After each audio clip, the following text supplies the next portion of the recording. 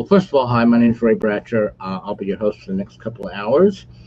And as you know, we like to focus on leading edge thinkers that are contributing positive energy, either locally, nationally, or internationally here on Children of the Sun. And my guest today is certainly no exception to that, and in fact is prime example of that, exemplary in that regard. My guest today is Jac O'Keeffe. She is a spiritual teacher. Let me just bring her on. I'm going to bring her on the live stream and share the screen with her. Hi, Jac. Hi, Ray. Good morning, good afternoon, good evening, island to island. It's early morning here. Let's see. Good to be on your show. Oh, good. Welcome. Let's see.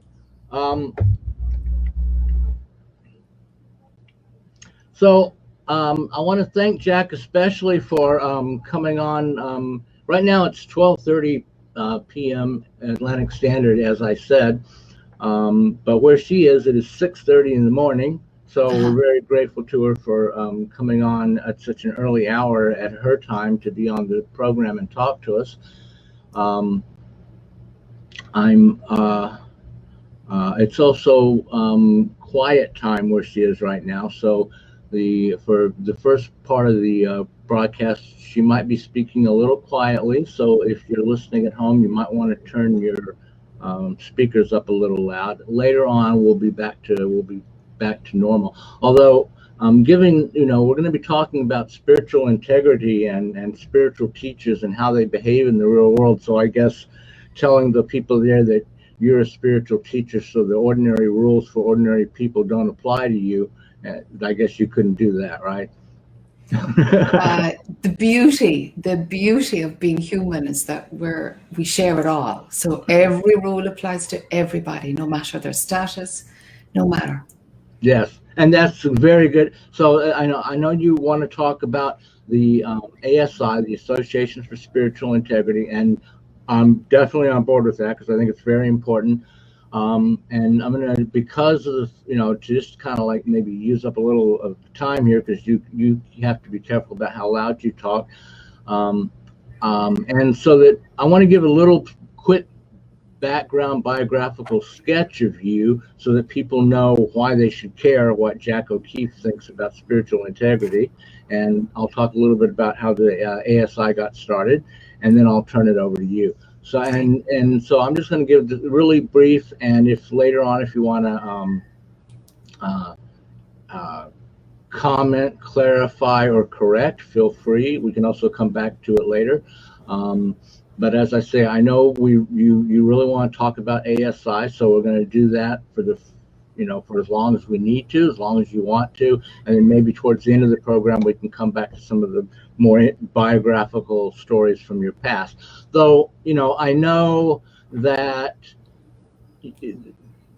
that's like probably to you by now. You've talked about it so many times, and it seems like the ancient history of a person that no longer exists. So I understand completely if you don't want to get into it at all.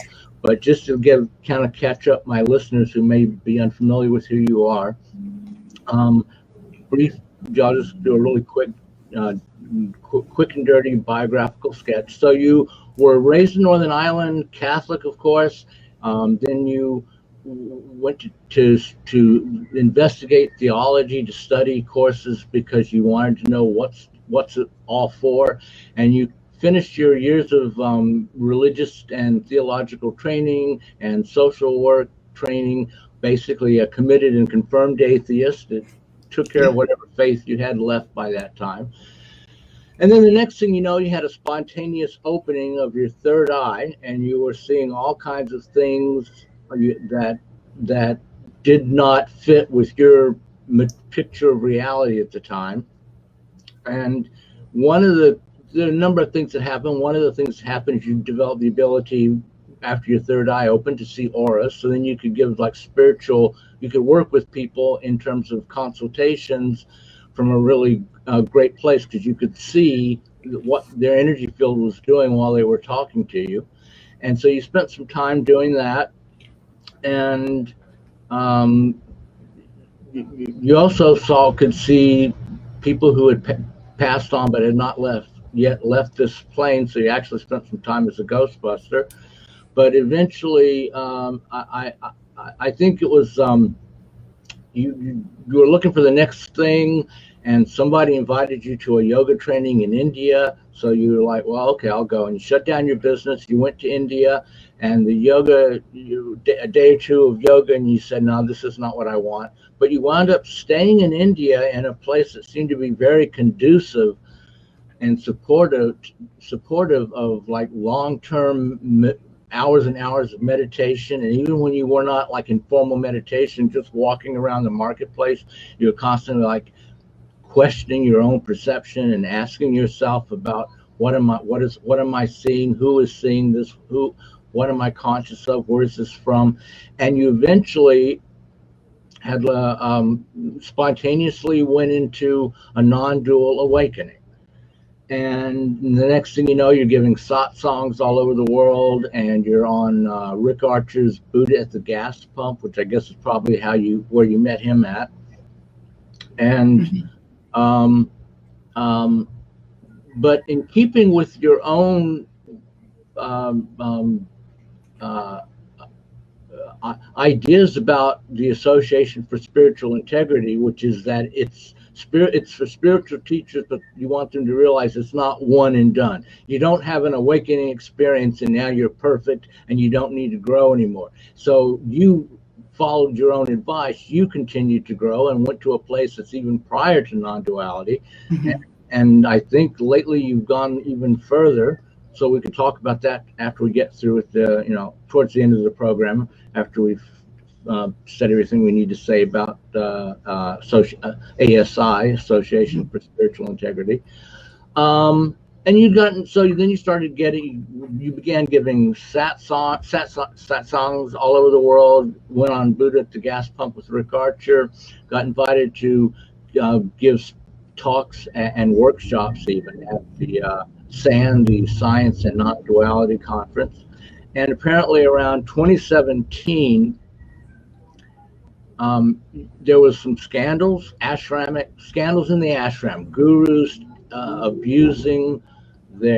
gurus and spiritual teachers abusing their disciples, students, clients, in a host of ways, sexually, financially, kind of the authoritarian control thing was going on. And this apparently was like it seemed like there were a number of revelations then. And you used your talk at SAN that year to kind of like talk about how this is a problem and it needs to be addressed. And then just coincidentally enough, a number of other speakers at that conference also talked about the same thing. And none of you knew the other guys were going to be talking about this. And so afterwards, you got together and like said, well, this is obviously something we're all concerned about, so let's talk about what we're going to do. And what wound up happening is that you, Jac O'Keeffe, and Rick Archer of Buddha at the Gas Pump fame, which is like an interview show for spiritually awakening people, and Craig Holliday, who is a psychotherapist in Colorado, who I guess would be fair to say he went through his own Kundalini awakening, and it wasn't always pleasant, and sometimes it was very difficult. And so he now practices. He's open, I think, to regular clients who want us to, see a psychotherapist, but he kind of has a specialized niche of providing psychotherapeutic support to other people who are going through their own Kundalini awakening and having a difficult time. And he had because of his psychotherapy training before he became a spiritual teacher, he had the whole ethics guidelines of the training they give you to become a counselor to bring to the table. So the three of you founded the Association for Spiritual Integrity to address these scandals, these why teachers and gurus from the West and the East get into trouble, and what can we do to support them and to keep them from getting into trouble. So last thing, I mean, so in the interest of transparency and full disclosure, I should probably mention here that I'm also a member of the ASI. But I'll try not to be too fawning. And so let's so what I gave about your biographical sketch, if it, is it basically correct? And then maybe you can go from that to telling us more about the founding of the ASI, what the organization sees as the problem and the cause of the problem that you want to address, and what your goals and purposes are, and how the organization goes about trying to reach those goals and fulfill those purposes. So Jac O'Keeffe, welcome to the program. Thank you, Ray. That was a very in-depth and spot-on biography. Thank you. Can I just pepper in some other things that might help reinforce where I'm looking from now? When I was 19, I attended psychotherapy to kind of sort out myself. Well, to be brutally honest, I was hitchhiking from university back to my parents for a weekend, and I got sexually assaulted, and that rocketed me into psychotherapy. Mm-hmm. And what a gift, because I stayed in psychotherapy. I stayed there because the third eye incident that you nailed there in your description, I was 30 when that happened. So all during those years, I found psychotherapy fantastic. I'm like, oh my God, I see things in one way because of the way I was reared. I can see things another way if I see that they are beliefs and that this is conditioning. And so I started to unravel the thing that binds us all, which is the limitations in our own thinking, the beliefs that we've taken on to be true without even recognizing that they are beliefs. And so there was many years there of learning how my mind worked, and how do I pull back from it, and can I dissolve it, and what's the authentic preconditioned state anyway. And I was interested in that. Third eye opened at 30. Of course, then for an atheist to see everything and you're not going nuts. I mean, I was a farmer's daughter, so I'm kind of pretty grounded, and I'm like, okay, this is nuts. I'm looking at like dead people, I'm looking at energy fields, I'm looking at chakra systems. Pretty quickly I was evolved into being able to diagnose what was going on in somebody's body physically. It went into seeing past lives. I didn't think there was any such things as past lives at all. And so all this information was coming in that I had to do something with, really.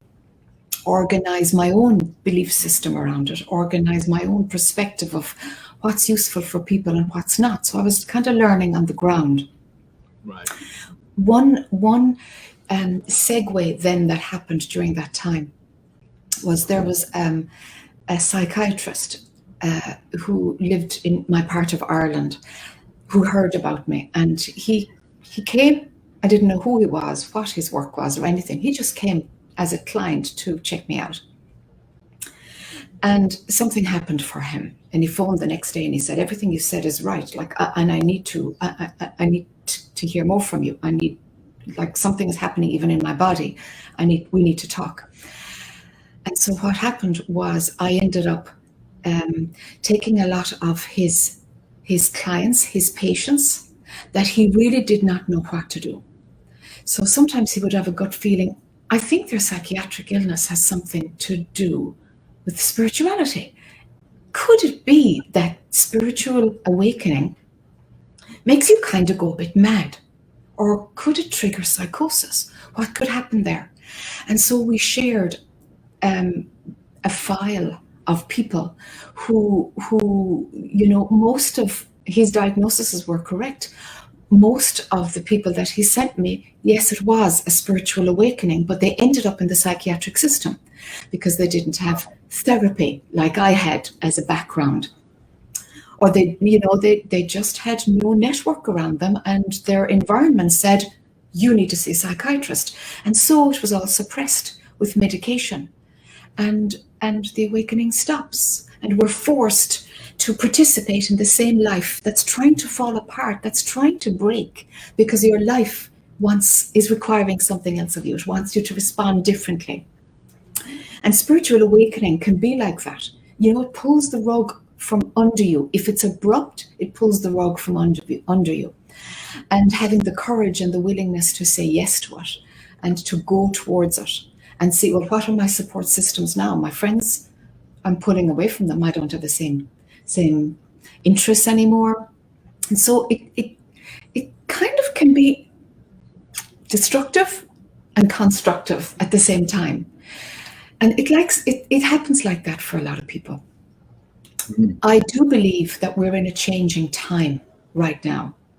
I do see a lot of evidence that no longer are we being yanked out. I went to India. Actually, the first thing I did was I lived for 3 months in a tent in the south of Spain because I'm like, I don't know what's happening, but I need to take time out and stop everything. And from there, off I went then to India, and my life changed completely. A lot of us don't have that opportunity to step out. Like as a woman, I remember making a decision. I have to decide, either go full on towards discovering what is this pull towards spirit inside my heart. What is this journey about? And if I'm a mom, if I become a parent, I somehow know that will be compromised. And I really did feel it's an either or for me. I do believe that has changed. That's 20 years ago now. And I do see now that awakening is possible because the supports are now becoming more mainstream. Everybody's probably heard what mindfulness is. I know your listeners are much further along, but there is an openness and a vocabulary around spirituality that wasn't there 20 years ago. So now I do see women with children, career women, engaging in an inward spiritual journey and managing to maintain the same sort of life. And, they might have to leave their marriage. They might change how they parent. They might have to go away for a little bit just to get their heads sorted. But they actually discover, actually, if I just get up a half an hour earlier, that's the going away that I want. It's not leaving my country and leaving my family and my marriage as I did. It's sitting on a meditation cushion or sitting up on my bed and going within and discovering, the world inside, maybe that's a bit more authentic than how I present on the outside. How do I marry these two? And so I do think contemporary spirituality is underpinned by that. It's like your inner has got to be reflected in your outer. Right. I think like sometimes dramatic change is called for. Sometimes dramatic change is running away from the change that really needs to happen, and it's helpful to discern the difference for sure. Yeah, absolutely. And I think stay at home and try to make it work is the first port of call. Of course, and integrating, the Western model is going to be like integrating into our ordinary life. Yeah. So yeah, it is. And with the internet, information is possible, support is possible. So the supports have come in. We can do it and stay in a regular Western life. We can.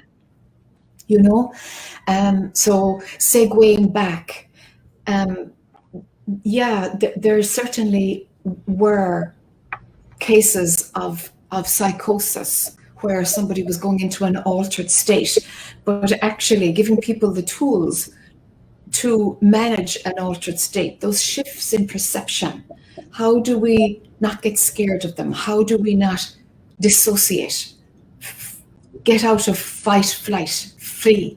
Get out of that way of operating in our nervous system and breathe through what's happening in order to, all right, how do I make sense of this in my world? And Right.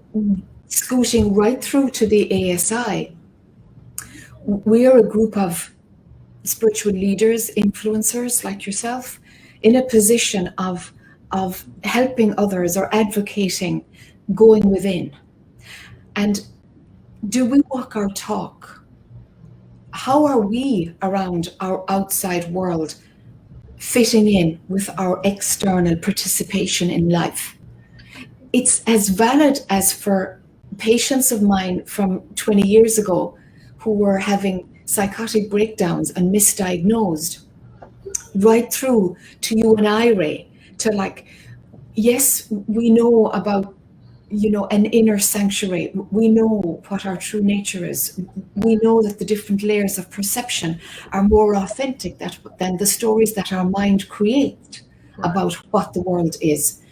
Now, how do we marry the two? Are we going to get like cocky and go, oh, I know the truth, and that's an illusion. That's not true at all, because that's just your mind, and you're stuck in your story, and you're all angry, and that's your stuff because you need therapy, and I'm fine. And this kind of superiority complex, unless that's healed, unless we learn about humility, unless we're willing to see that we're always a student, we're going to be a jerk. We're going to abuse power. It's inevitable. Right. There will be a denial of our humanness. And living in the West, this Western lifestyle of integrate as you go, make sense of this in your normal life before you go out of balance, choosing your inner world before the outer world. There's the first red flag. You've got to merge them as you go so that you're growing in an authentic way and not really cultivating an inner at the cost of not being able to manage in the outside world. And this is how spirituality is changing. Because years ago, what would you do? You'd go to an ashram, you'd go to a monastery, you'd go, I don't know, live in the trees. There's all kinds of ways that people had spiritual callings that they felt there is no place for me in my world. I have to leave and disconnect from all kinds of people. And, there's an island off the south of Ireland, a small island. It's a rock. It's literally a rock. And up at the top, there are these beehive-shaped hermitages, huts that monks lived in for years and years and years. And, they would fish, they would catch rainwater, and they would spend their time in prayer and going within. A beautiful monastic order. Could they manage in the world? No, they couldn't. They couldn't. Can we do it now? The supports are there. We've got to learn how.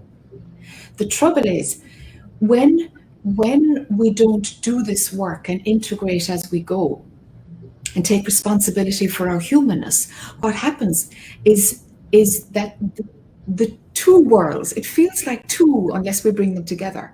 The inner value system, the inner way of seeing, of operating from, I don't know, truth, some traditions call it truth. That's a different viewpoint. It's a different viewpoint. And it's not a superior one. It's an alternative one. Mm-hmm. But when we don't know how to integrate that into our humanness, what happens is that we go forth and spread the good news, which is kind of pretty dominant in the Christian Bible. Go forth and spread the good news. And so way too early, we're out there thinking, oh my God, this really helped me. I want to tell you, I want to teach you, I want to spread the word. And not watching, is this appropriate? What makes you think, just because it helped you, what makes you feel that everybody else is ready for this also at the same time? And I did plenty of that too in my own time of like, but don't you see, like there's freedom inside. It's just how you're looking at something and discovering, hold on, every path is different. Just because this was okay for me, keep it for myself and get better at this, at managing the inside sanctuary with how it shows up in the world. What's the material there that I want to run from? And I just want to tell people the destination that I found, the viewpoint that I found. That's the go forth and spread the good news. It's like, stay at home, internalize it. Don't become a preacher. Don't become a teacher. It's not the next thing to do once a deep awakening has happened.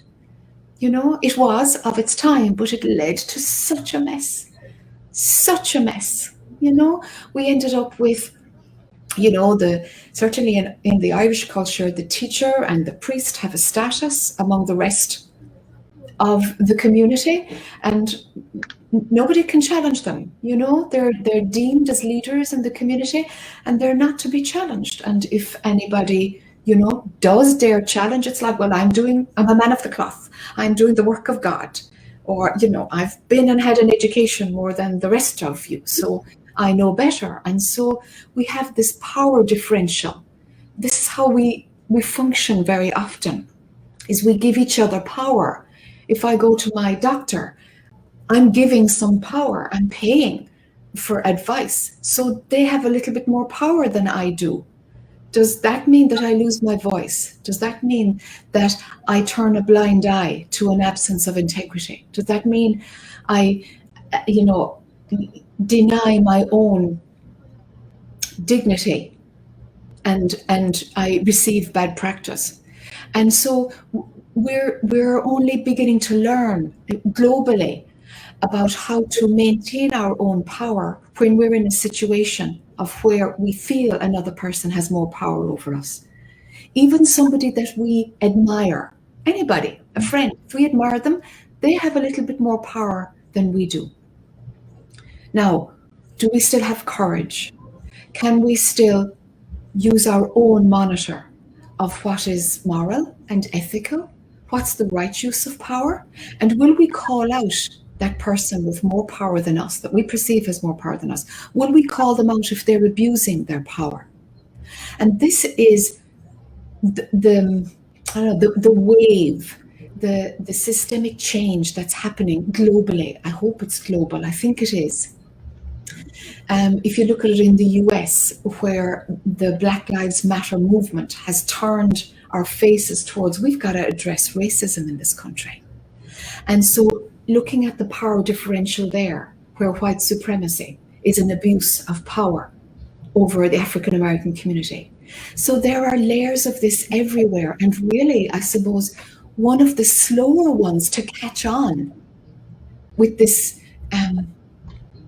authentic equality, authentic transparency and honesty that's coming into the broader culture. Spirituality is one of the slower ones to catch on. Mm-hmm. You know, and so many spiritual leaders, my own friends, my own colleagues, don't get it at all, because it's way more comfortable to be, I don't want to be accountable. Like, it's too much in the world to take care of ethics, Jack, to be concerned with accountability, to want feedback from students. No, I know that what I say is truth. Ray, there's so many people who've said that to me.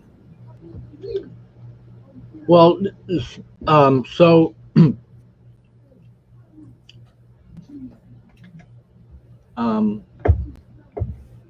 like you bring up a number of issues there. I mean, with the power differential and the idea that we're approaching a mass awakening. So more and more people are becoming awakened. So everybody cannot go join an ashram. Yes. You've also got the power. You know, like it used to be, if you pursued a spiritual path, there weren't very many of you, and you would go to the hermitage, the rock off the coast of Ireland, and then the institution would take care of you, and then that became the institution would protect you from anybody complaining about your behavior. But now, as everyone as more and more people are waking up, which is probably happening because the human race may very well go extinct if enough people don't wake up. Yes. So I guess, it's like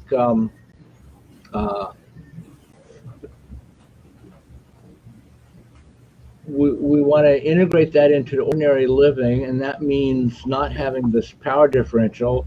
And we've seen that the institutions don't necessarily prevent abuse. We see institutions sometimes protecting the teachers and the priests from keeping them, safe against people That's bringing right. genuine concerns.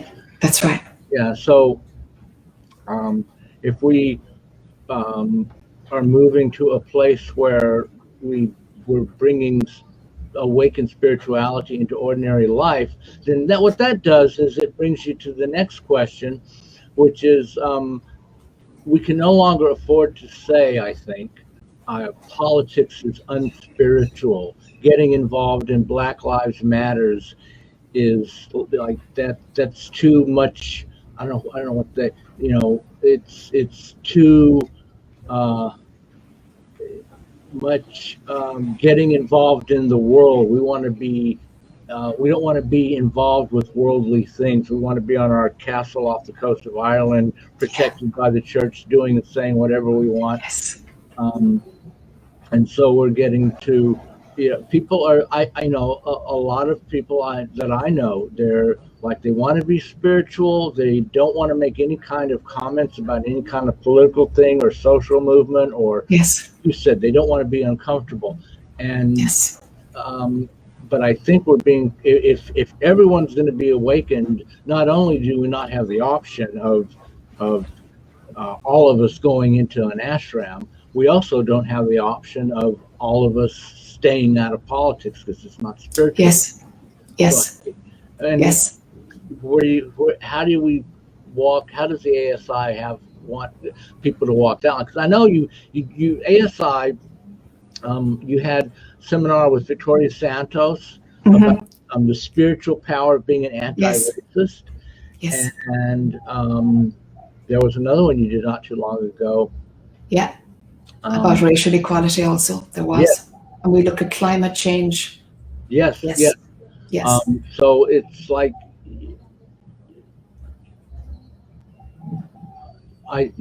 so we can't just, as a spiritual community, we can't just like ignore this.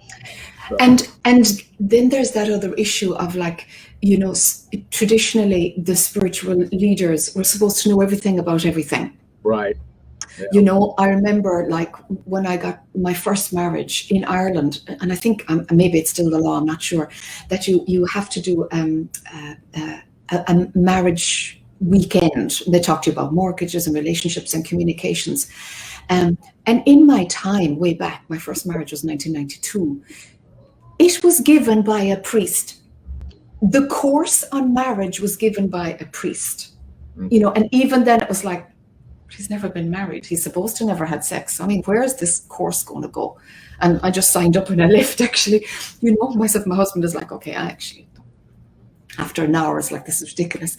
So, there is this expectation that because maybe somebody has, discovered the divine within, that they have this expertise in all these walks of life. Right. We're expected to know about trauma and marriages and relationships and codependency and so because we're not clear really about where is the line, and we're learning it in the Association for Spiritual Integrity. Where is the line around what we have to have expertise in, and where do we get clear within ourselves around, I can't help you here, this is out of my domain. Now, we certainly do feel we all have a responsibility for our planet. We all have a responsibility to deal with racial injustice. So that there is a common ground of equality and taking care of our planet. Surely those things are applicable to us all. Another area we want to explore is critical thinking, so that we learn how to assess information, because so much of the spiritual community has dived down into conspiracy theory. And there's been, like, between the what happened in the last 4 or 5 years with the president we had before now, and what's happened with the pandemic, there has been people have been searching, and instead of searching within, they've been going to conspiracy theories, because people are saying that Google is the master of all information. And so we're living in an increasingly divided world where people are not able to discern anymore, well, what's the truth and what's conspiracy? And so rather than me stepping back and saying, well, that's conspiracy and that's the truth, why don't we why don't we explore critical thinking so that everybody has this ability to discern and to recognize how to fact check, how to find out what is authentic, and to know the hooks of getting involved in a cult, in a conspiracy, and to be able to step back and have the courage to know and to call something out when it needs to be called out. So we're just learning around how aware. Yeah, sure, there's certain things we have to be aware of. We have to like just come out of the ashram, take our head out of the sand, and participate in life in a much more real way. You know, okay. So another spiritual teacher recently, I was saying, hey, come to this Victoria Santos. She's a wonderful woman. Come to her event on the ASI. And this friend of mine who's a spiritual teacher said, Jac, I've had African American lovers. I'm not racist.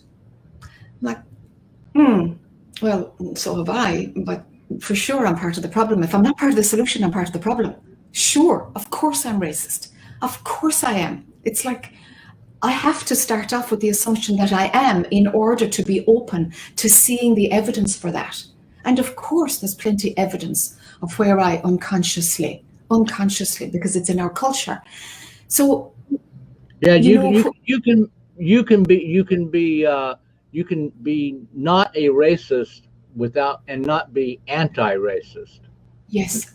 Yeah, there we go. Yeah, great point, Ray. Exactly, great point. You know, and so imagining that we don't need to learn, that we've nothing else to encourage us to grow, that once you abide in that divine essence inside, once you live from there, everything else sorts itself out.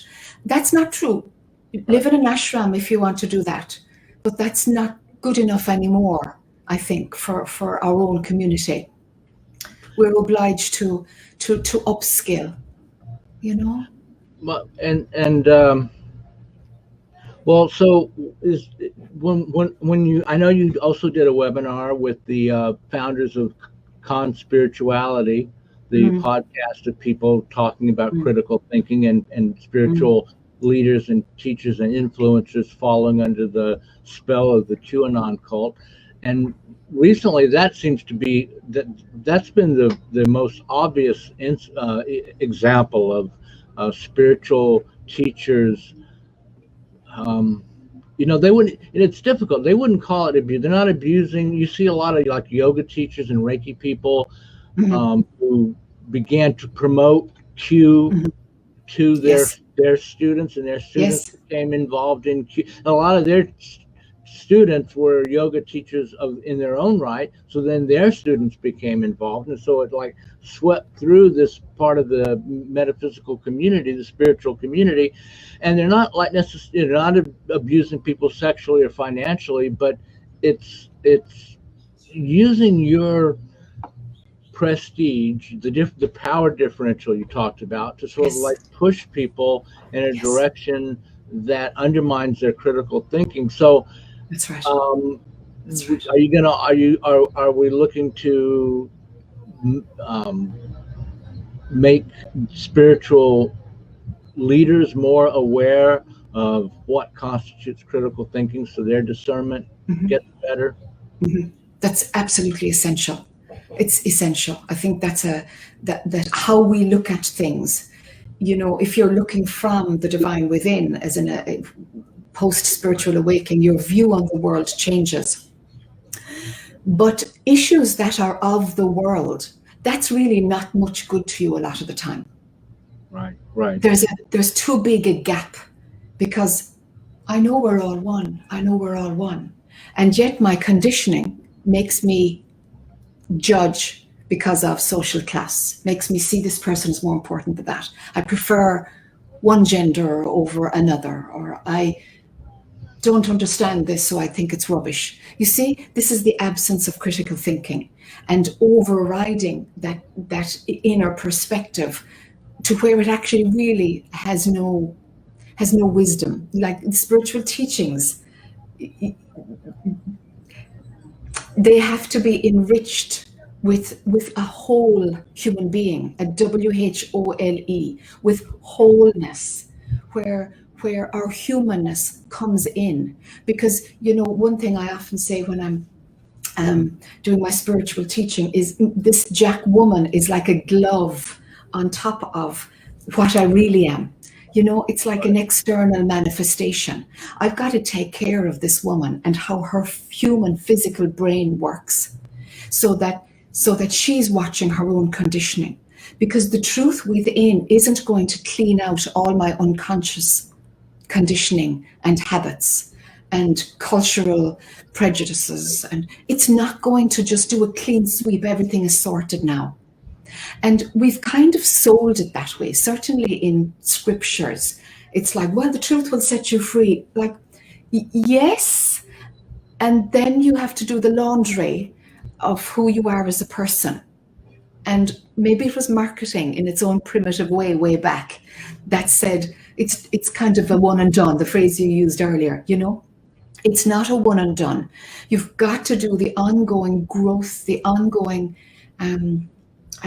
evolution of your humanness in order to honor and to be continually bowing down to the truth within you. But the relationship between the hand and the glove, that's critical. That's critical, because the glove will have its own agenda unless the glove is cleaned out, you know, and that the hand can move the glove in an informed way, you know. There's another angle, Ray, if I can jump ahead to something. Yep. There's another thing that we've noticed very recently in the Association for Spiritual Integrity. You mentioned earlier about, you know, that the organization would protect the abusing priest, teacher, leader, minister. And they do, yeah. It's like, oh, there's a problem here. Okay, let's put you in another parish. Let's put you in another region, and off it starts again. This was not a clue how to actually deal with the issue, but made it worse. What we've discovered is that when there is a teacher who is abusing, and abuse ranges from like financial manipulation, emotional abuse, subtle abuse of power, you know, overriding somebody's trauma and ignoring it and not giving them the tools to manage their own trauma, right through to sexual abuse. And it all happens. It's all out there in varying degrees. So I'm thinking of an organization recently where the teacher was sexually abusing the female students, of course, the young and attractive female students. He's very charismatic. And the leadership of the organization, and this is typical, the leadership of the organization are in a double bind. The leadership of the organization, okay, they have to say, you know, I have to deal with this complaint, and this is the person, we're on the board, and this is the person that we're supporting with our organization, and they're creating huge harm. Why the organizations we have found can't take it on board is because of a double bind. Number one is that them personally as individuals are students of the teacher. So not only do they have responsibility of care for their community, but also up for review is the choice that they made about their own spiritual evolution. Right, okay, yeah. And that double bind creates a logjam. And this is what we have found. Organizations that are not able to, you know, set up a grievance procedure, that they just, what they do is they filter out whoever isn't drinking the Kool-Aid in the board. They filter out those. The broken students are lost. And so the ones that will maintain the dysfunctional bones of the organization will continue, because the board are not able to, I screwed up, I bought in hook, line and center, and there is the additional karma that I have exposed all these people to them. We don't have any supports to address that.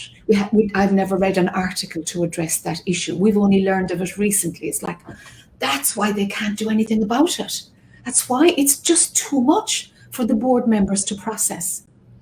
Well, and also, like it's interesting that we're doing this now because our conversation is topical now because of the recent news revelations um, about a guru Jagat who in California who just recently tragically passed away at a very young age, and people are coming forward with right away with all kinds of accusations of abuse. And I until the hullabaloo of the past few days, I had never heard of her. And so, but I'm seeing headlines like, girl, um, yo, girl boss yoga teacher to the Hollywood stars with a multi-million-dollar empire passed away, and almost immediately people were coming forward making accusations. I have no idea if they're true or not, but what I did notice, because it repeated a pattern, as soon as they came forward, the immediate response was to slam them down for disrespecting the dead. Even if it's true, you should keep your mouth shut for a few days and let the people mourn their dead. And I never saw anything like that. And like prominent spiritual teachers, instead of dealing with it, like slamming them down, telling them to shut. And that's what usually happens when someone comes forward with any kind of accusation. The institution or the people around them tell them to shut your mouth and don't bring this up. Yes. Which makes it difficult to address the issues. That's right. And I wonder what it would look like. What would a support system look like that exposed what the problems are for the organization? Because that's the issue. Okay, they can play that card. Well, she's dead, so back off. You didn't have, it was obviously clearly unsubstantiated, because if she was alive and you said that, it would have worked itself out. And, people will use everything to deny. We don't have any platforms, any way yet, and we're looking at them to well, if there was a grievance procedure, what is it that people are so disempowered that when they're abused as adults? We can understand it for children, and we have Childline, and children have rights, and there's ways now for children to have, it's not enough, but to have some avenue to get support when they are abused. Adults, we have nothing. We have nothing in the spiritual sector, nothing. So it's like, no, let's just bat it away, because there's nothing to support the board to say, how are you going to deal with this? Maybe it's true. Are you prepared to see that this is true? Did you know about it really? Were you turning a blind eye? Were you uncomfortable with something? Come on, let's help everybody together. That requires huge courage, Ray, doesn't it? It's huge courage to maybe I've been endorsing an abuser, and what is it in me that has contributed to the pain then that's happened as a result of me supporting and endorsing this person. But the ASI also offers peer-to-peer support, because having a procedure for bringing out problems and addressing them is one thing. Preventing the problems from happening in the first place would obviously be ideal. And so you have your ASI offers peer-to-peer support for spiritual teachers, because as you say, you may have an inner realization of the existence, consciousness, bliss. Who you really are and what the world really is.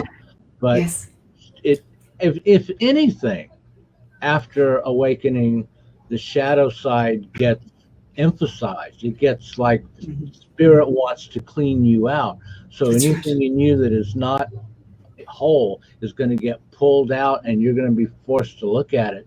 And if your idea of spirituality is, well, if this is coming up, it must be, I'm spiritually awakened and perfect, so whatever I am dealing with is just a part of the spiritual progress. But it's like deal with it by addressing your shadow, by dealing with it.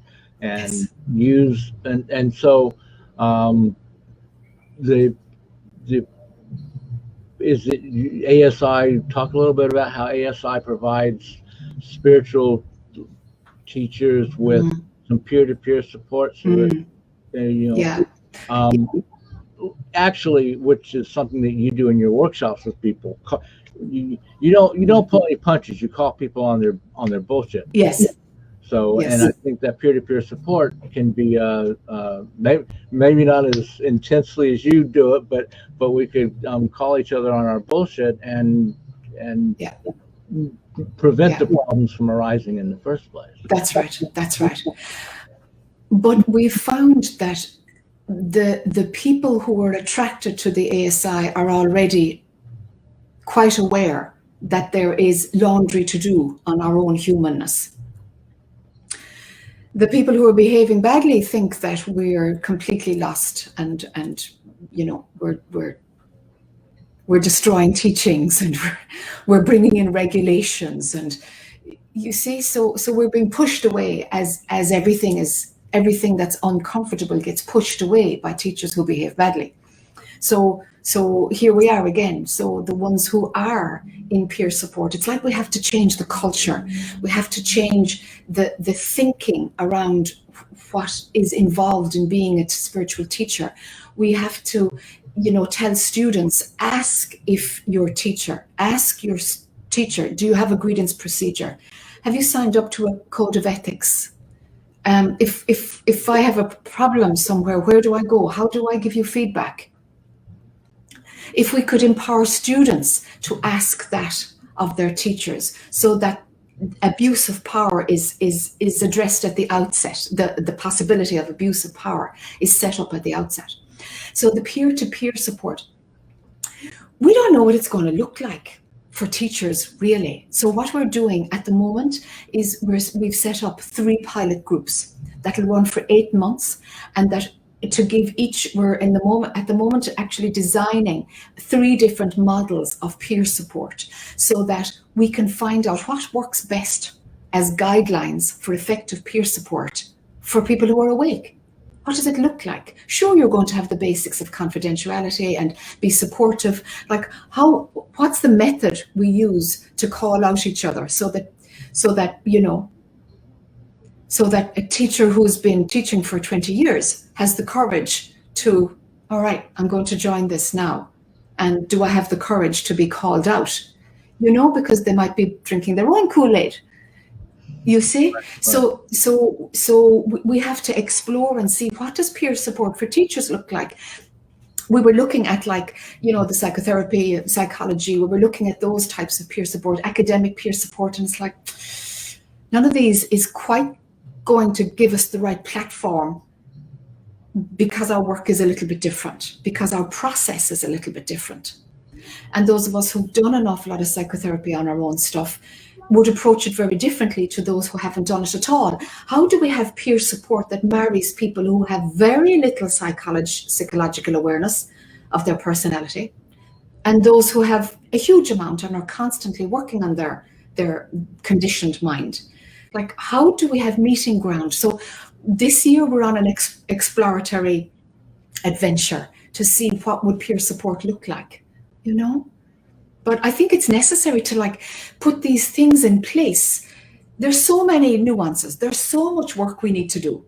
And here we are, a few of us working voluntary. We all have full-time jobs, and we're working voluntary to let's bring up this issue. Let's talk about this issue. Let's explore this issue. We're getting somewhere, because we can certainly see more of these topics being discussed. We can see a greater divide, which is awful. I didn't anticipate this. I naively thought people will want this. No, there are many teachers who are, I will have nothing to do with that, Jac. Nothing to do with that at all. I don't want anybody telling me what's right and what's wrong in how I teach. Okay. And these are kind of well-known, public, highly regarded teachers. But it's working for them. As a career, it's working for them. They've got a big community. So of course they're not going to want to be accountable. Of course they're not. Why upset their apple cart? What do we do about that? And so all we can do is I think at the moment, unless we get more ideas and learn more, is create a counterculture of awareness of where we demand better practices, so that students demand it of us, and that we encourage, ourselves and those of us who are interested in being better people, having more integrity, walking our talk, being more honest, being authentically humble. This is an essential chapter in spiritual awakening. It's an essential chapter in every book. We're not there yet.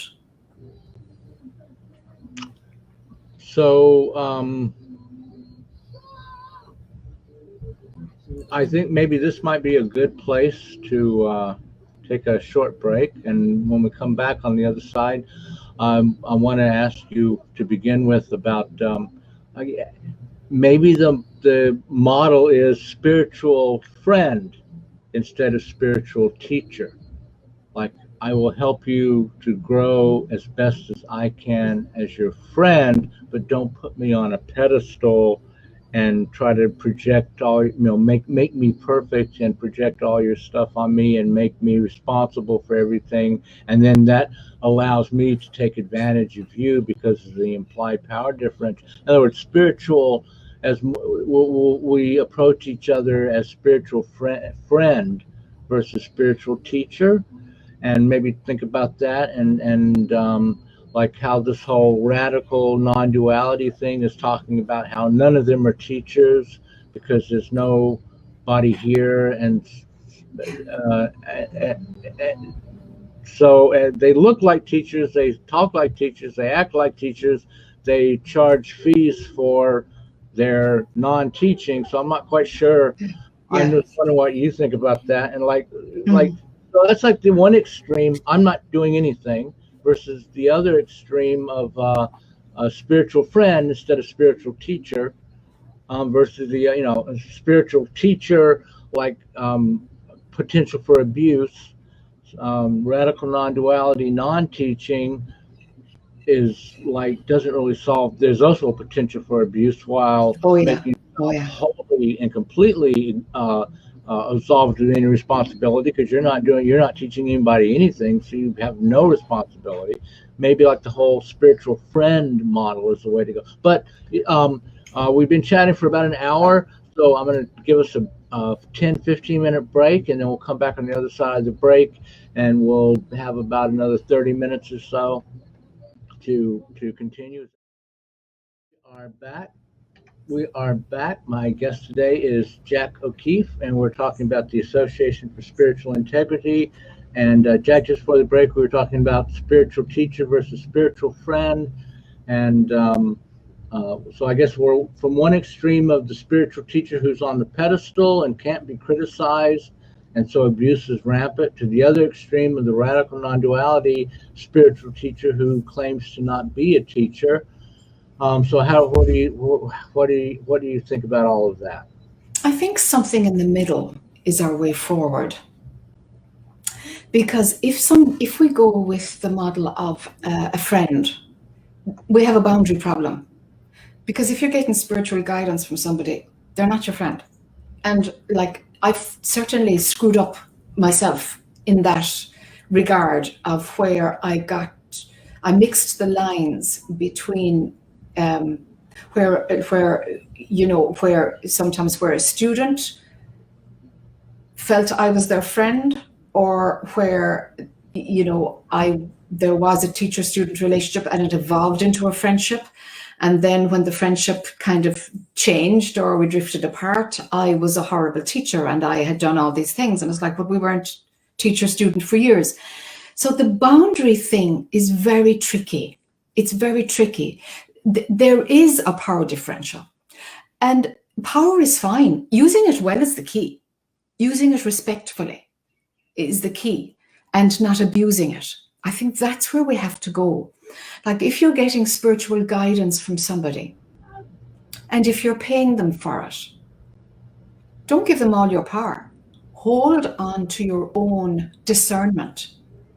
What they say is useful, maybe, but consider it. Not like they said that, therefore that's what I must do. That model isn't appropriate, because then all the power is given to the teacher and the students doesn't have any power.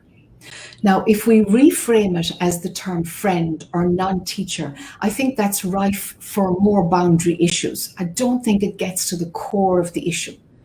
It's not so much in the term of it that's useful. And I can see, teacher, no, I'm a non-teacher. And it's like, hold on now, you still have power. Whatever you call yourself, you still have power. How are you using that power? And the people who are coming to you, even if you're not a teacher, then they're not students, they're other people. Okay, how do you use the power? Because you do have power in that you're giving something to other people to help them on their path. So there's a power differential. Are you using that power well, or are you in denial of it because I'm not a teacher? That's not an answer either, to be in denial of it. You see? So it's about learning about power. And the right use of power equals ethics. In my brain, ethics is the right use of power. And so acknowledging the potency of it. Ray, somebody emailed recently the ASI saying that we were completely off track because a lot of teachers are not human, that they are avatars, or they're divine incarnates, and that they are beyond all ethics. I'm like, there it is. There's the issue. That perception is so erroneous, because the humanness is always in the relationship between somebody who's giving guidance and somebody who's listening to it. The humanness is in there, and we have to take responsibility for it.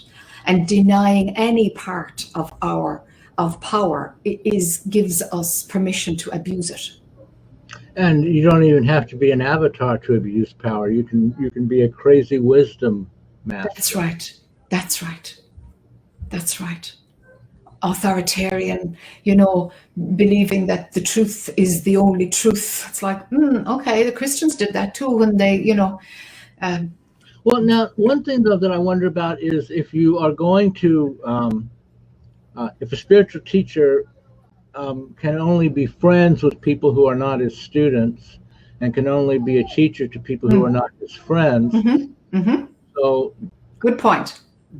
You have a finite number of people actually who can stand being around you if you are at this place. Because I imagine, like you talk about a shift in perception, but at some point, like there's not going to, I don't think you are able to just like go hang out with people who are only interested in drinking beer and without like pushing some buttons. And then are you their friend or are you their teacher? I mean, one model that I saw, and like I was this idea of like what was called a 1-year seminar, where the leader would like a group encounter, a circular type of thing, and there was a power differential, but the leader was outnumbered like 10-1, and if the people there wanted to call him on his BS,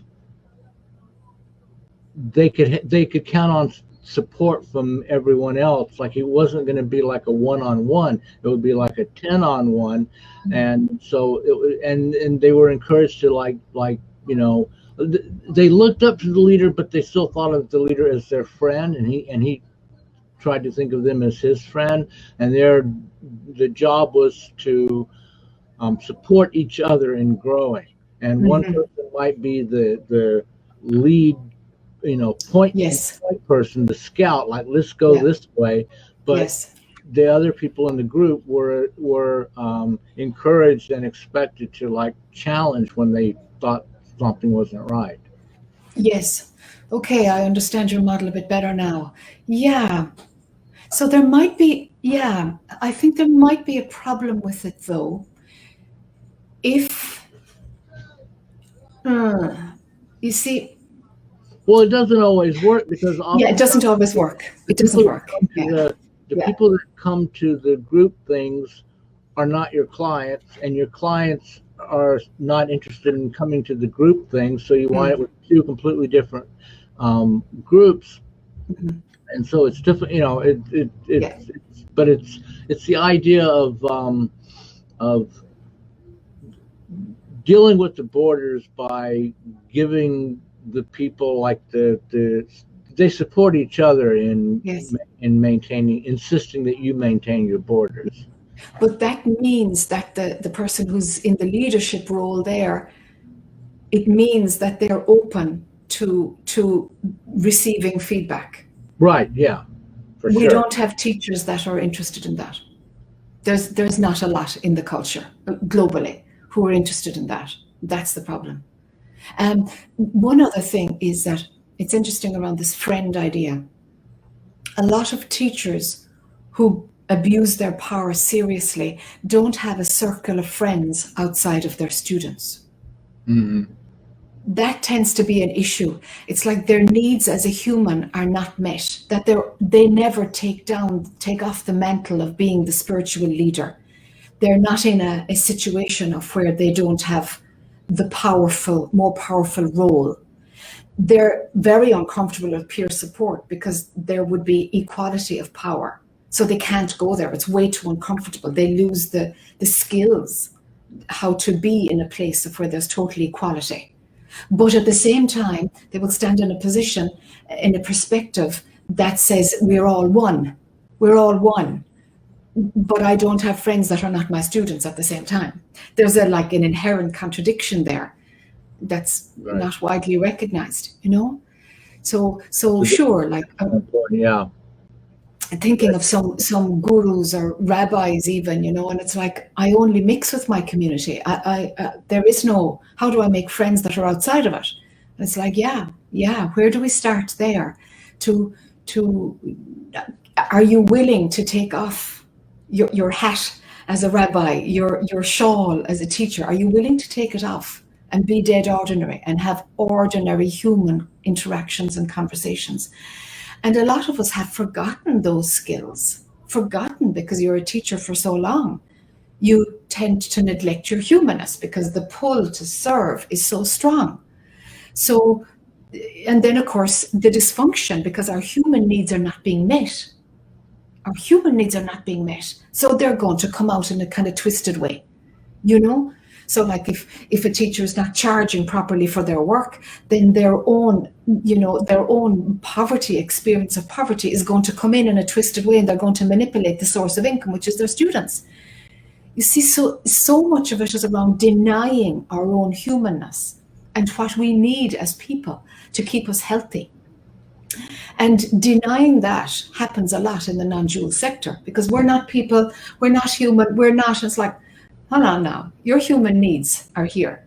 And if they're not being addressed by you in some way, you're going to behave badly. That's the reality of it. It's going to happen, you know? And we can, you know, use spiritually bypass and use spiritual phrases all the time to make it okay, to say, oh no, when it's right, it comes from me. When it's something wrong, it's the student's issue. You know, that's a typical one. You know, that let's turn it so that the issue is actually your ego, your problem. You can make anything sound like that. Anything. You can really turn the tables on students because, you know, the text, spiritual teaching text allows for that until the human needs are brought in and seen as an essential thing to put in place before we start teaching, And a huge new wave of problems are arising because teachers are teaching, people are teaching or becoming spiritual friends or becoming spiritual leaders or spiritual coaches. They're doing it too early. They're like, oh, okay, I've got a taste of the truth. Okay, now I'm going to teach. Now I can leave my job and teach. It's like, whoa. Wait for 5 years. Wait for this thing to mature. Organize your life. Take care of your own needs. Do the laundry on your own personality. Watch your own bypassing inside yourself. There is so much more to happen after seeing the truth for a maturation before somebody can even move towards teaching. And the one thing that I'm always saying is like, never choose to be a teacher. If you have a desire to be a teacher, chuck it out. But if teaching is inevitable and you get grabbed and pushed into that role, okay, now maybe you can be a teacher, you know? Right, right. Um, d- d- and so I guess this brings us to your experience with, at first you go into non-duality, and then prior to that. So now you're talking about a shift in perception, how it's just different ways of looking at the world, different ways of looking at the world being you, other people, your relationships with other people, your relationships with yourself, with the world, and you shift around from whatever perception from and to whichever perception is the most appropriate in the moment. Is that the form that your style of how you understand spiritual integrity within the context of your own teaching is to um, ask yourself which perceptual model is called for here? I think yes, I think that structure is very useful. It's about knowing the appropriateness. Like it's why we have PG on movies, because certain material is not appropriate for kids, you know? Right. And we need to be wise to be honest enough with ourselves. When we have brutal self-honesty, we have a wisdom around what's appropriate where. And the non-dual layer, you see, once that spiritual awakening to the non-dual layer happens, and we see that, oh my God, I'm not who I thought I was. There are my thoughts, and what I really am, my true nature is something within, and it's, it's full and it's empty and it's exquisite and it's always at peace and it's outside of time and space, etc. And the recognition of your true identity there. Okay, all right, now it is a shift in perspective. You're viewing yourself and the world from a different place. You're looking from a different position. You're not looking from the survivor. You're not looking from the personal or the impersonal. You're shifting right back. For me, it's kind of it's like stepping back to a wider vista, And so from there, then the personal I is more contracted. It's like, if there's suffering, the me, myself, I is concerned about its own story, its own survival. And so that me, myself, I is a narrowing of our viewpoint. You see, we can feel the contraction of fear. We're tight when we're stressed, when there's anxiety, we're tight, you see? And so the expansion that comes and the relaxed mode of the non-dual state is a wider viewpoint. Now, attachment to the non-dual state happens for a lot of people.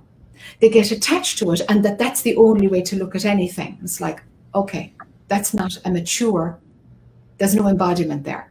You haven't brought back in your human body, your human self, your regular life. And so to take time out, it takes about 2 years is what I've seen happen for that non-dual awakening to become healthy, so that we can now actually function well in the world and know, okay, there's my humanness. I need to take care of my humanness and not override it with truth. Do you know? We're able to not have an either or, but that both viewpoints show up at the same time. Mm-hmm. That's a spiritual maturity that you can bring in and out different lenses of perception according to what's needed in any role. What role are you playing? If you're being, when I visit my mother, I play a role of being the daughter. Of course I do. I'm not a spiritual teacher then. So there are these different roles that are asked of us. And when I'm being daughter to my 93-year-old mother, the awareness of truth is shining inside, as it always is. There's always a recognition of it. I've never forgotten it. I don't need to remember it. It's always there. But me being a conditioned daughter, Of course that can still happen. Of course I can still fall into old habits. It's my mother, my goodness. Of course I welcome when she can trigger something in me. I'm like, oh wow, that's still there. Wow, I hadn't seen that before. And so that ongoing growth can only happen when there is a willingness to use different lenses of perception. Because if I'm the spiritual teacher talking to my mother, I'm going to miss the triggers that she might still be able to poke in me. I miss them because I'm in this lens of perception. So it's like there is this still awareness within me. And yeah, I'm in the role of a daughter now. It's like it's organic. Now it's organic. But for a while I had to work on that to rewire my brain to function in the world. I had to work on it, because I was one of those people who completely disconnected from the world and then came back in. And now I don't think people have to do that, as we said earlier. You see? I'm not sure if that answered your question. I think I went on a tangent. No, yes, it was a great answer. What do you mean by people don't need to leave the world completely and then come back in? Do they just? What do you mean by that? Because it's not trying. Yeah, that's what interests me these days when I work with my own students. How to bring their awakening with meaning into their life and continue being a parent, being a sibling, being a professional. How does that work? Where the rubber hits the road and where a change has to come is if there's a value system in their day job that's completely at odds with the value system that comes from the awakened position. That's when we need to change our life, when the value system is clashing. Other than that, we don't at all. We can stay with our job or unemployed or being an artist, a bus driver. It doesn't matter what it is. And I've seen, as the time goes on, like the last 2 years maybe, I'm seeing the most exquisite awakening in people who have a job that does not require them or doesn't cultivate in them like intellectual conversations, or they're just not open to those areas. However, the awakening, in spite of not being around like-minded people at all, awakening will still shine through. That's new. That's new. So they're able to keep going, because I know like I became basically non-functional for a while, and I had to learn. Really, I came to the realization I've got to dial this back if I want to not starve to death, right? And so I had to learn to do that, and then I have times where somebody will ask me what they think is a simple question, and I'm thinking, on what level do you want this answer? Because it's really complicated. It's a lot more complicated than you think. And I just try to figure out how to answer the question and how to function, but in the world.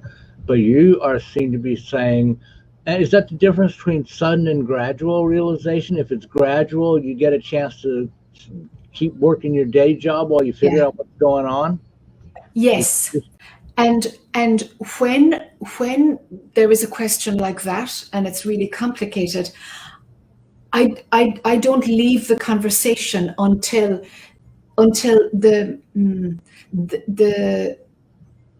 opening, the unraveling of what the question was about, until that shows up in a practical example in their life. I weave it the whole way through so that it's not simply a spiritual insight or a realization, but how does this show up in your life? So I bring it right through, bring it right through, no matter what the insight is. what does that do in your relationships? So, or in your job, or how you are, what your mood in the morning. Normal human stuff.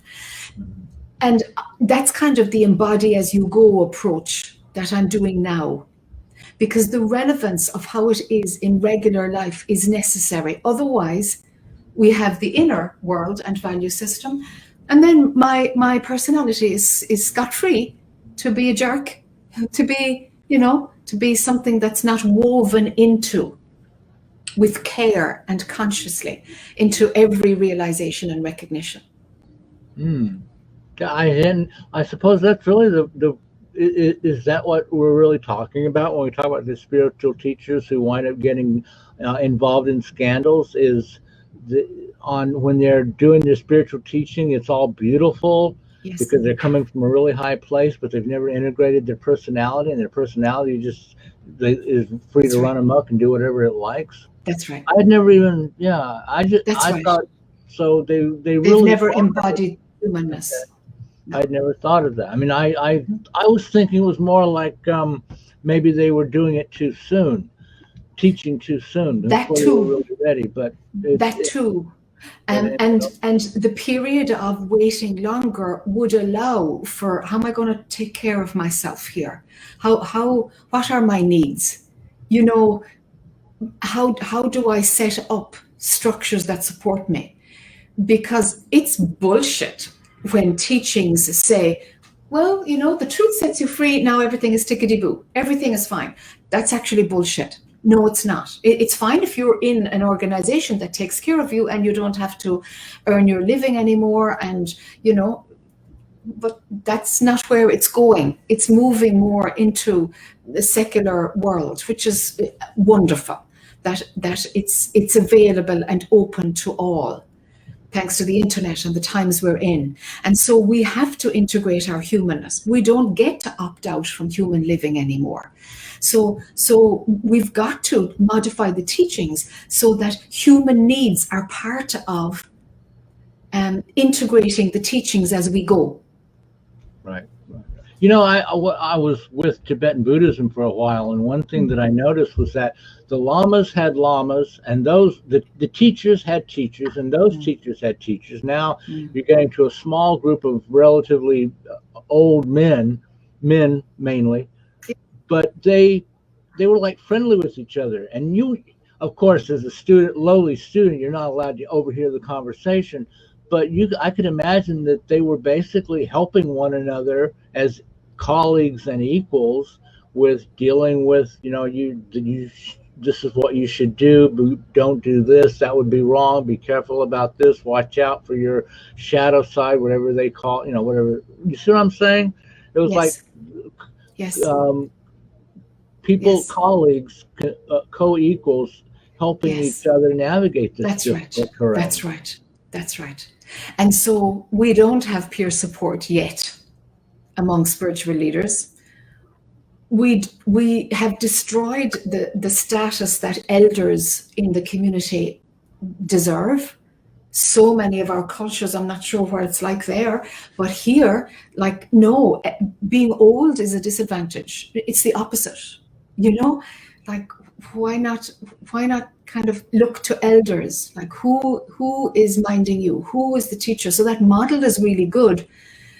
How connected were the leaders? How authentic and how much integrity had each lama as you went up the hierarchy there?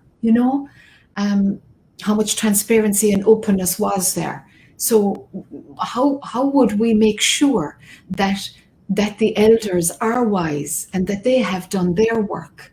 So there's lots of ways where we have yet to explore how we could do this with integrity. What would be the best model we could do? And it'll never be perfect, because this is the realm of growth and ongoing change, and imperfection is the perfection here, Right. But we can do a hell of a lot better than what we're doing at the moment, We're here to learn. We're here to learn. We are. You just recently finished a retreat, I think. Was it an online retreat, I assume? I I suppose since COVID, it's all online. Although next June, I'm hoping to run a retreat here on Kauai. We'll see how it goes. We're not out of the pandemic yet. And so, yeah, I do. I have a Sangha on Sundays. I do a retreat, usually every quarter if I can, an online retreat. Yeah, there's a lot of material out there. I spend a lot of my time though in the ASI, and that's my challenge: is how do I balance between the two? You know, how much time to give the ASI and my own work. And sometimes when I put a lot of energy into the ASI, I can feel my own work drifting away, and like, oh, I've got to learn to balance the two, you know. But my heart is in the ASI. It really is, you know. We need to do better. We need to do better, and there's so much we can learn and explore around how do we set up models that addressed these things that haven't been looked at in most spiritual traditions. They haven't been looked at ever, you know. And so one approach that I take is when I discover, like, oh, okay, so there was bad practice there. All right, so what wasn't in place that allowed abuse to happen? What wasn't in place? And can we put that structure in place now? So can we fill the gaps, you know, to build a more robust foundation of what it means to be a spiritual teacher or leader or influencer? There is an organization that I found recently that is looking at setting up regulation for the self-help, but spiritual leadership is in there as well as one of the groups they're looking at. So it's the self-help sector, and they're wanting to put regulations in place to license it and stuff. And it's like, could we do it without the legislation? You know, in Ireland, we're kind of lawbreakers. I think it comes from having the English over us for 600 years. It's kind of part of the way I go. It's like, can we do it without regulation and licensing?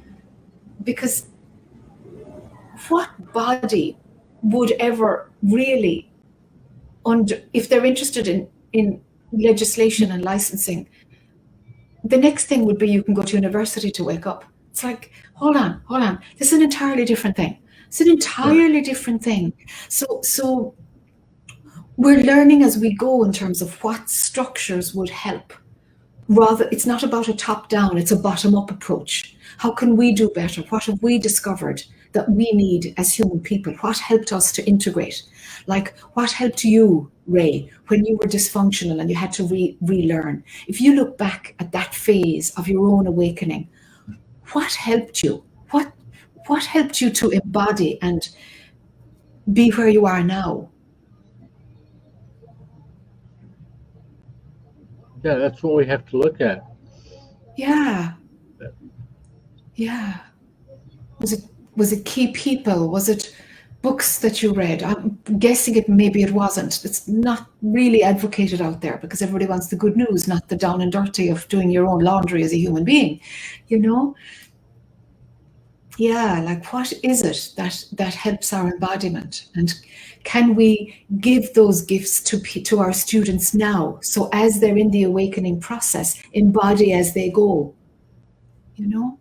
So that they don't fall into that space that you and I did of being dysfunctional for a while and having to relearn words and language and skills, and because your brain changes, you know. I mean, it's.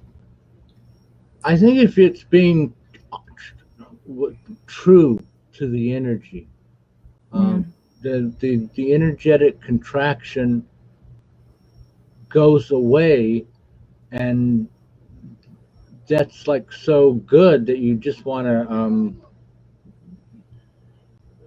wallow in it almost. Yes. So you yes. want it to be like, you know, yes. true to the energy, instead of like being honest with yourself and true to the energy. I think that is yes. what helps. And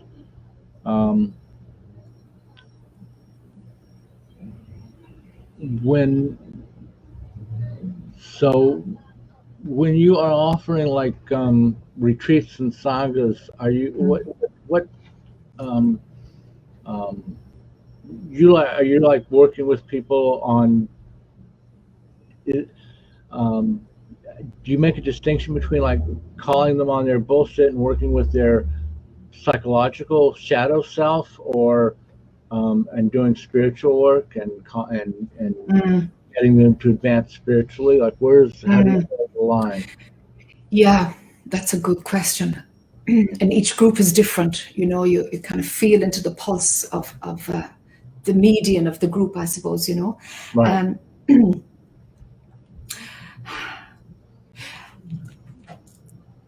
I lay it all out because some of the people who work with me would have had a non-dual abiding awakening many years ago, and that ground shakes. And they're like, there's more. I don't know, but there's more. And I know it's not my mind saying there's more. I know there's more. And it's like, yes, yes, yes. So then people who are not, who have glimpses of the non-dual but can't stabilize in it, what I do is I tell them, hey, the non-dual will break down too. That is a specific set of teachings, a really good landing place, a place where you've got to integrate the absence of the contraction. And there is deeper than that.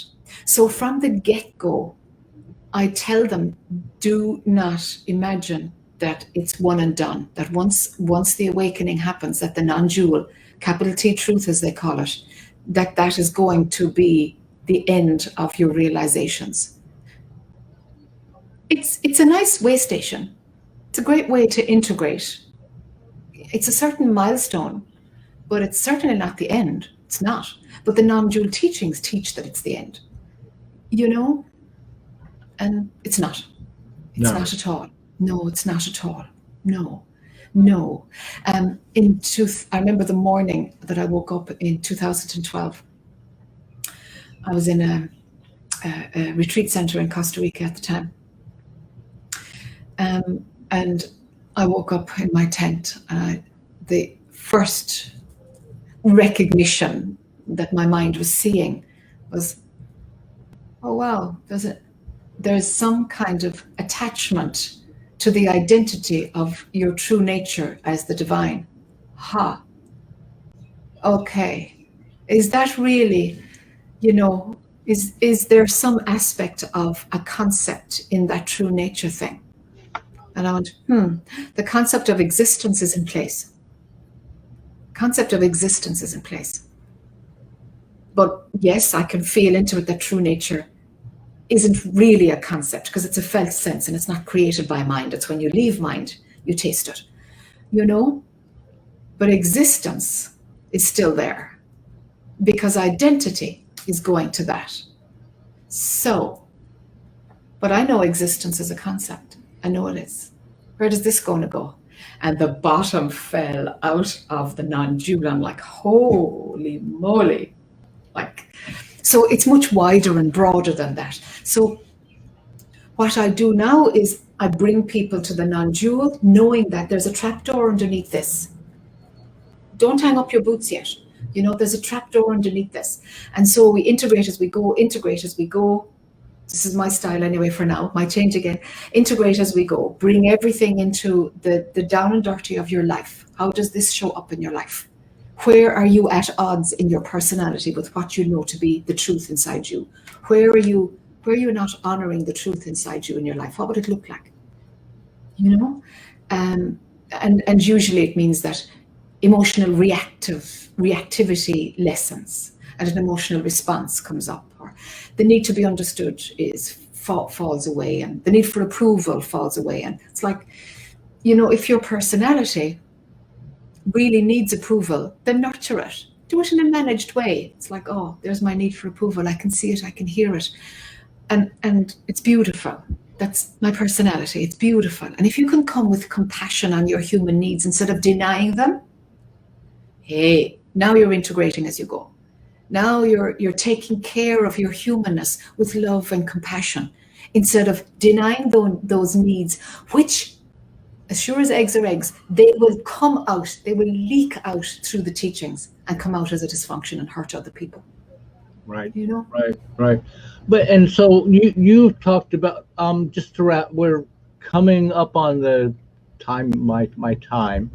Um, uh, I wanted to talk a little bit, I guess, about um, your experience.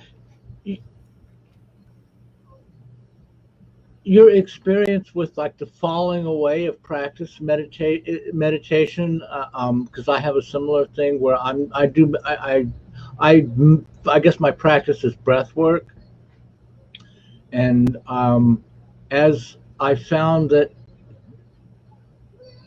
um, it's like you're doing it all the time in a kind of a general way, like you're so like with Mhm. you after the non-dual went to the sense of just the sense of existence, and prior to that, Approach that. um, I think the meditation kind of like you weren't like you, you go from meditating hours every day to it's not so you're not doing it as a specific practice anymore because it's kind of just going on all the time. Mm. And so how do you see that when um, um, like I'm sorry, I'm kind of like You're fine. not doing well on this question, but You're like fine. you um I you I you can go go to for this it. place, you go to this place, and then um the practice takes you to this place, and Mm. then you're in this place, and the practice falls Mm. away because Mm. you're kind of like doing the practice 24/7 Mm. without having to Mm. even really try, and now Mm. you've gone to an even deeper, further place, and Mm. so what do you um, uh, do you like from time to time want to like come back to the practice just to remind yourself of what it was like, or how does that work out for you? Yeah, I think now um, that there is a pull to practice sometimes, um, and one place it shows up is I find myself in a deep meditative state when I snorkel, and I'm pulled to snorkel a few times a week. Okay. But I know what happens in there. It's like my body is water. I'm in the world of coral and fish and reefs, and Yeah. Okay. Yeah. it's I live on a Caribbean island, and I'm yeah, told to snorkel very often too. And yeah, it's like you go within and you get a nice, calm, peaceful, yes, nurturing thing going. yes, Um, and yeah, you just sort of like I know that going to the beach is spiritually purifying, but I never, and it's kind of like my spiritual practice, but I never, yes, yeah, yes. And so, like, taking care of my body because I'm very busy. Most people are. I think it's kind of part of the way life is right now. yeah, especially, yeah, Um, yeah, and the busyness, my nervous system needs downtime. It needs downtime. I've got to take care of it, you know? And so the nervous system downtime, sure, I'm viewing from, an outside of all of it place. That perspective is I don't know, it's just there all the time. And these other roles get played according to what life needs. Yet my nervous system can be stressed. So my nervous system can be stressed, yet there's absolutely stillness here.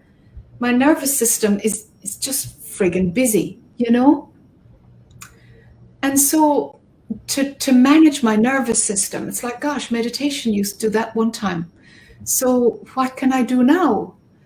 And meditation doesn't really calm the nervous system because my body needs more exercise, or it needs more water, or I need to change my breathing, or I just need to turn off the computer and go snorkeling.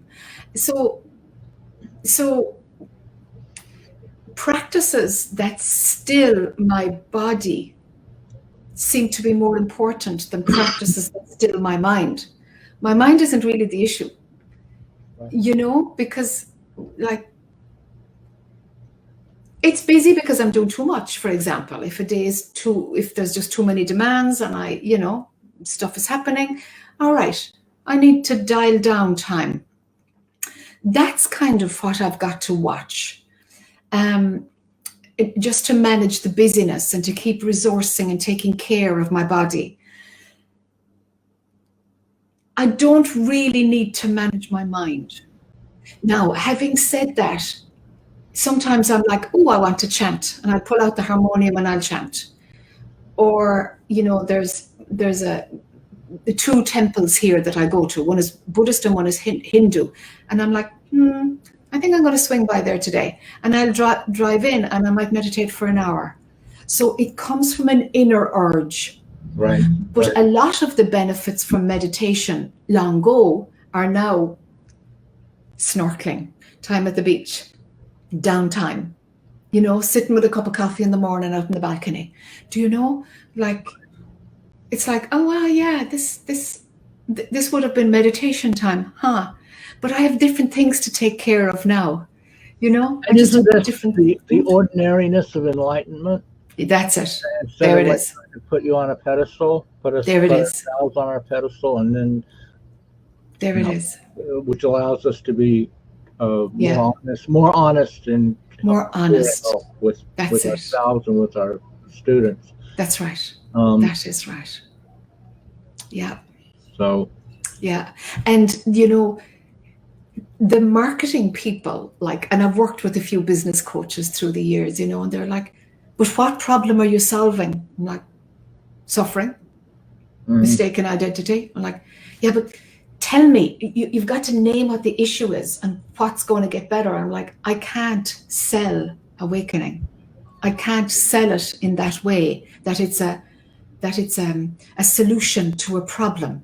Doesn't quite work like that, because life continues ordinarily. Your response to it is different, but the moment that you package it and sell it, you're creating a desire for it, which is going to push it away. Right. You're tarnishing realization in some way by making it attractive for the mind. So here we are in this bind of how do you say what it is? You want to share the benefits of it, but it actually will end up bringing you to a place of where you're exquisitely human and exquisitely divine at the same time. And your life might remain exactly the same on the outside. Right. It's a tricky one, isn't it? Because so much marketing wants to sell it, and you can be enlightened over a weekend or your money back, this kind of stuff is out there. It's like, wow, it's amazing. It's becoming a product, which of course it's not. It's not that kind of product. But we're grappling with it. So once a calling has started, it's like, all right. There is no guarantee. It might take everything, it might take nothing, but let's start with integrating as you go and seeing what happens there. Right. Well, it's like you said earlier. It's we shouldn't do it. You don't do it if you want to. You do it if you have no choice. Yes. Beautiful. Beautiful. Is there? So I've posted up on the site, your website, and the website for the Association for Spiritual Integrity. I encourage people to take a look at that. Your mention of the harmonium playing reminded me about your insight timer. Yes. I didn't even know until Renata contacted me about what the interview, gave me the links that I asked for the interview, that you played the harmonium or musically inclined. I take it you were a cello player at one point. That's right. Way back. Yes. Cool. So people can go to Insight Timer and you have some musical spiritual aids, I guess we could say there. Jac. And I do a live gig for a half an hour once a week, most weeks, on Insight Timer. Okay, well, you're braver than I am. Oh, it's fun. It's fun. Inside Timer is lovely. Yeah, I And like it. And it's free for people, you Truth know. Serum Cafe. Yeah, that's the Sunday gathering. Yeah. Together. Yeah. And so I've heard recordings of you at live events where you're like physically in front of the people and you're pushing them. Yeah. And then when you're doing it online, do you do that as much? Do you you really push people? I do, yeah. I do, yeah. And transformation happens as a result. Yeah, I have yeah. Freeing ourselves. I used to have a problem with that until I had someone point out to me that if you're not me being nice doesn't help the other person. If you're not willing to be thought of as hard, you're not really helping the other when it's called for you to push people. Yeah, I was like too nice. I didn't want to like really challenge people in a forceful way. And then I was like, it was brought to my attention that that's not really helping, that I'm more concerned about how I look. There we go. Appearing as a mean person. That's what's going on there. Your own need for approval. That was bleeding in there. So you pulled it out. Great. Yeah. Okay. Thank you so much, Jac, for coming on the program. Thank you, Ray. It was fun to chat with you. Yes, it was great fun. And and if people are into reading, I've written a couple of books. Born to be Free. I'm sorry. Yes, please get Jac's books. Not born. Yeah. Is it Born? Born to be Free don't tell me. I'm sorry. Born to be Free and How to Be a Spiritual Rebel. Yeah. That's it. That's right. it. Is it Born to be Free? Yep, it's Born to be Free. Okay, Born Free. I keep wanting to make it the movie Born Free. I think the first time I wrote this up when I was posting about the upcoming show, I wrote Born Free. Correct. Yeah. So it's Born to be Free. Yeah. That was the first book, and How to Be a Spiritual Rebel. Yes. Was the second book. That's right. And so. There are resources out there too. I've about concluded that nobody reads anymore, though. Oh, some people just I want to hold a book. I want the physical thing. So it's a generational thing, I think. Young people don't seem to want physical books anymore. Yeah. I think they want videos. But anyway, and you also have plenty of videos, and the Association for Spiritual Integrity has plenty of videos. People can find those on YouTube and on the site. That's right. Namaste. Thank you, Jac, for coming on. Thank you so much, Ray. It was lovely to talk to you, and I hope people found it interesting. I'm sure they did. Thank you so much. Thank you so much, Ray. I will mute us and end the broadcast and get us off the air before some crazy bird lands on your head or something. Yep, anything can happen. Okay, great. Yeah. Okay, everybody, thank you for joining us here on Children of the Sun. We're here every Friday, 12:30 to 2:30 Atlantic Standard, and love you all. Have a great weekend. Bye-bye. Bye-bye.